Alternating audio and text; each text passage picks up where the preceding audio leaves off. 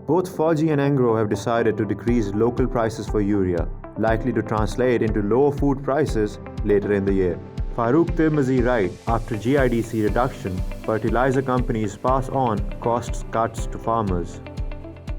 The two largest fertilizer companies in Pakistan, Fauji Fertiliser and Engro Fertiliser, have both reduced their prices for urea fertilizer by Rs 300 per bag and Rs 160 per 50 kilogram bag respectively, in a move likely to result in reductions in food prices over the coming year. This move is due in part to reductions under the Gas Infrastructure Development cess. Under the new GIDC amendments introduced by the government late last month, fertilizer feed and fuel gas have been reduced to Rs 5 per bag from the original Rs 400 per bag. The government had imposed GIDC of Rs 300 per million British thermal units, the MMBTU, and Rs 150 per MMBTU on feedstock and fuel stock of fertilizer players through the GIDC Act of 2015. We believe reduction in GIDC to be a positive event for FSL fertilizer players, given increased pricing power due to reduction in operating cost, wrote Muhammad Ashraf and Usman Arif.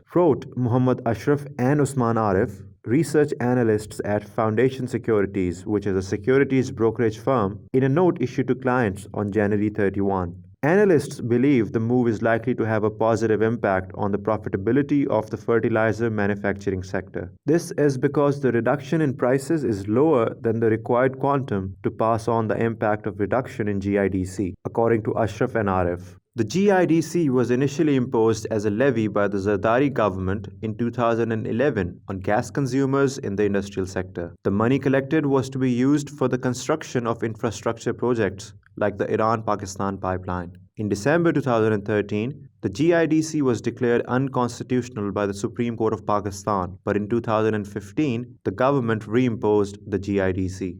The GIDC exists mainly because natural gas, like electricity, is stolen in relatively large quantities in Pakistan. The most conservative estimate of unaccounted for gas is in the range of 11% for Sui Northern Gas Pipelines, the SNGP, and 13% for Sui Southern Gas Company, the SSGC. Until 2014, all natural gas consumed in Pakistan was domestically produced, mostly by state-owned oil and gas exploration companies, and sent through state-owned gas utility companies into people's homes, as well as commercial areas and factories. As a result, prior to 2014, the government had relatively little incentive to control the unaccounted for gas levels because it only represented foregone revenue. Since early 2015, however, a substantial and increasing portion of Pakistan's natural gas supply comes from liquefied natural gas, the LNG imports from Qatar. That means that the unaccounted for gas can no longer be ignored. It is not just foregone revenue. It is foregone revenue for which the cost has to be paid in cash in the US dollars and cannot be delayed indefinitely. Now, why is all this relevant for fertilizer manufacturers? That is because fertilizer manufacturers are among the 5 main users of natural gas: domestic consumers, captive power plants for industrial units, power generation companies, CNG stations for cars, and the fertilizer manufacturers. The government of Pakistan does not believe in solving a problem like theft. It believes in redistributing its costs onto those who are paying their fair share already. In this case, the government will not crack down on the gas theft that is causing the high levels of unaccounted for gas, the UFG. It will instead increase prices for existing consumers to make them pay for the cost of the stolen gas. That is where the GIDC comes in. The GIDC imposes the cost of the stolen gas onto the fertilizer manufacturing sector through the mechanism of a tax that the entire sector has to pay based on the volume of gas they use.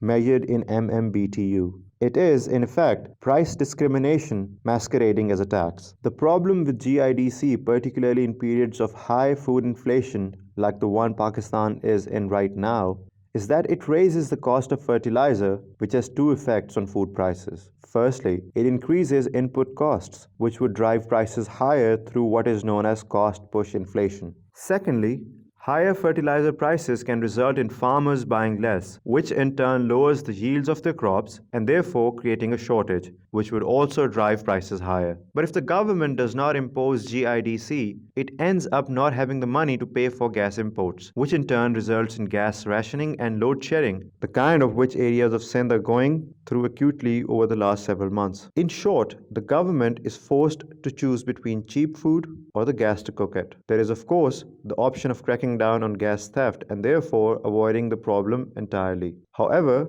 it is not realistic to assume that the government can solve a generational problem like poor law and order in time to fix the very acute shortages facing the country's consumers. Ultimately, somebody needs to pay for the stolen gas, and it is usually the government. And if the government is paying for the stolen gas, it has to raise the money to do so from somewhere, and it has chosen to do so through the GIDC. This is why the International Monetary Fund is seen as asking for price increases, even though that is not what they are asking the government to do. The IMF asks the government to stop spending money to pay for theft, and the way it does so is by having the burden of theft shifted from direct tax revenue to revenue collected by state-owned utility companies in the form of bills. Over the past 2 weeks, the government, led by Prime Minister Imran Khan, has decided that they will seek to lower food costs rather than ensuring adequate gas supply.